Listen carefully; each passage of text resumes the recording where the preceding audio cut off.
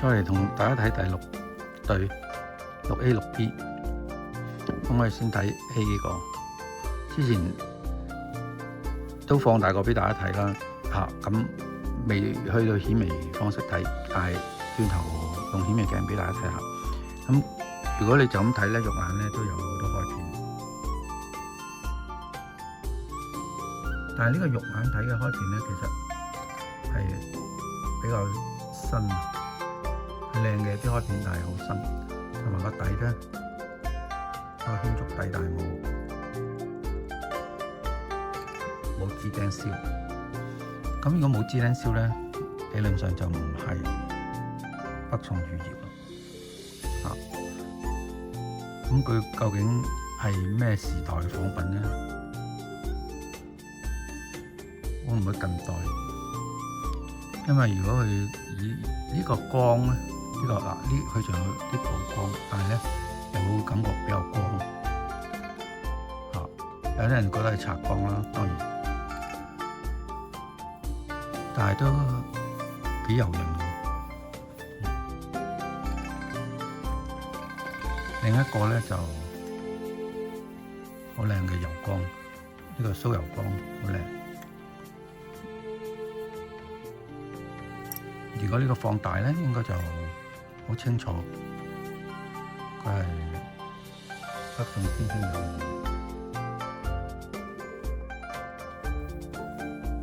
嗱，呢兩項又拍埋，而家變咗呢啲咧，可以一眼睇到啦。但係呢個咧就要去估佢啦。咁我哋應該要定佢係乜嘢咧？咁我哋放大睇睇。好，我而家放大俾大家睇下。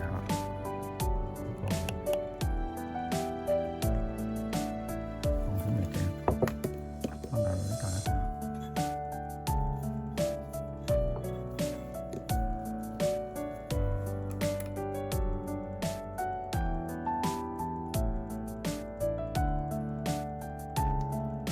氣泡真係好密，即係與北宋汝窯燒開嗰啲氣泡係唔同。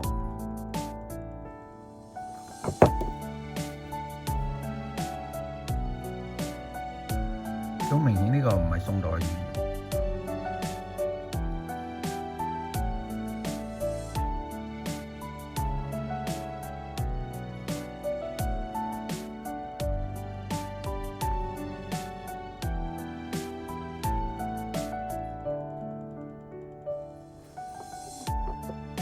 同埋佢啲開片咧，我哋用放大鏡、顯微鏡照佢咧，都唔係好明顯，所以喺肉眼睇嘅折射出嚟嘅開片咧，同我哋顯微鏡放出嚟咧，其實佢係好新咯，所以個裂紋咧係好淺，所以都唔係好覺眼。好，咁我哋快啲睇埋6B 呢件嚇，呢件放大俾大家睇下。6B 呢件咧開片咧就係睇到啲老噶啦，新舊嘅開片好清楚，同埋啲氣泡咧同6A 分別好大，同埋佢大氣泡好多，同埋啲滲啲土滲。土滲呢個土滲係特別入落去，影響個開片位比較多啲，即係話佢好耐之前開片，然之後先至被埋咗落啲泥土度。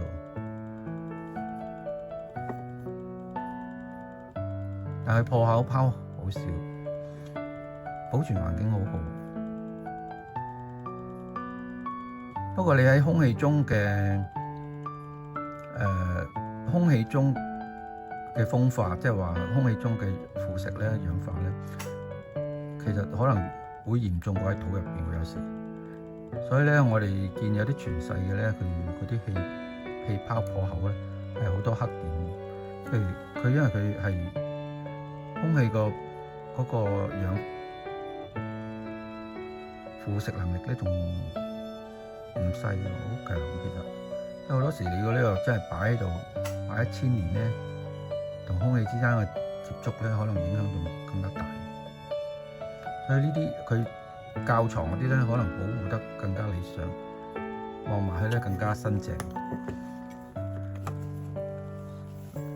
雖然佢而家有好多土積啦睇下好多土積，但係其實佢望埋好靚、好新淨、好油光，成件起碼好靚、好靚仔。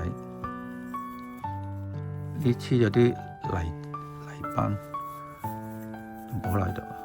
如果多多把玩佢咧，佢其實好靚。測試個6A 先。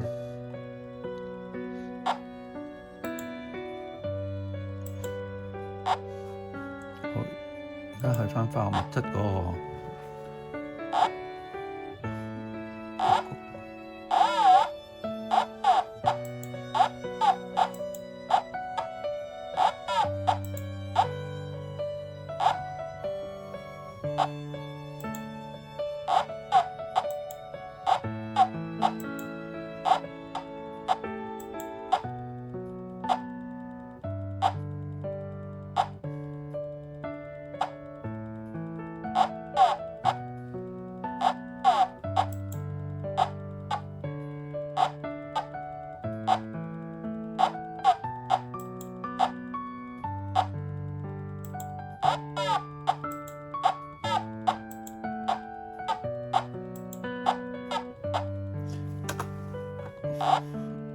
我呢個測試，我睇下佢最高去到幾多嗰個化學物質，但係都喺低水平啊。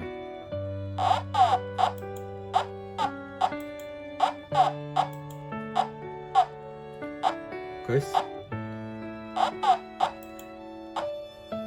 4、5之間，1、5、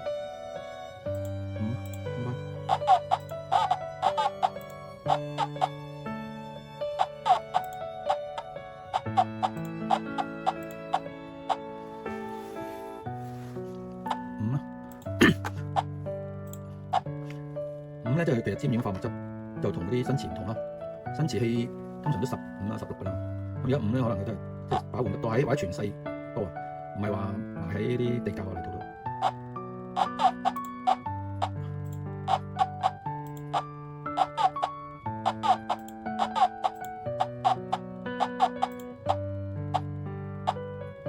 16，我喺下邊再上。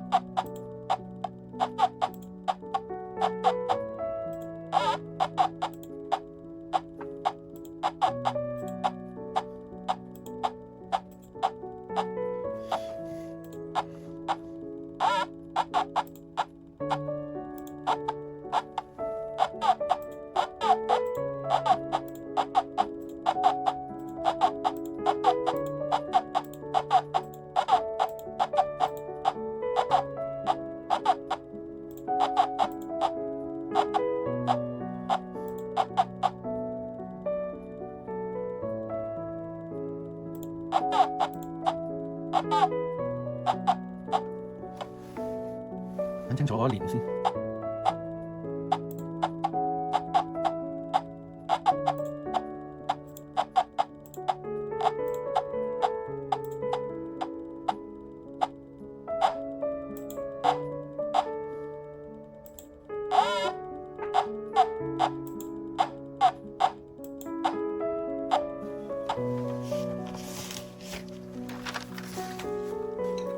1779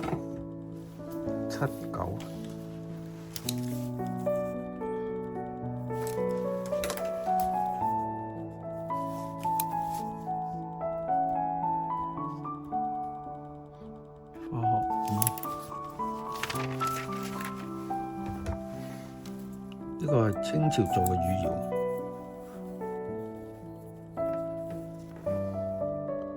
窯，所以佢都係仿宋代汝窯嗰個開片嚇，但係唔用支頂燒。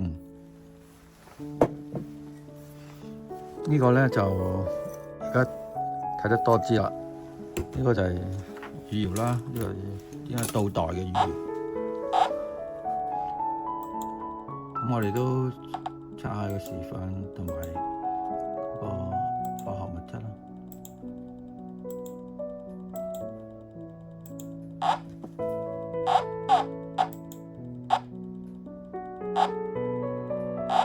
佢一已經共鳴聲啦，即係佢根本冇沾染過任何化學物品。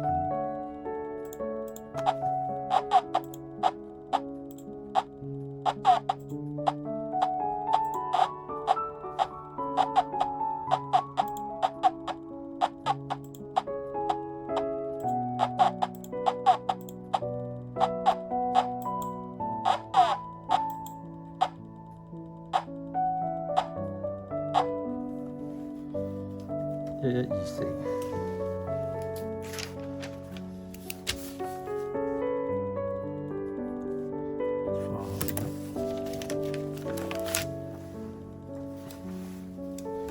好清晰，北宋晚期。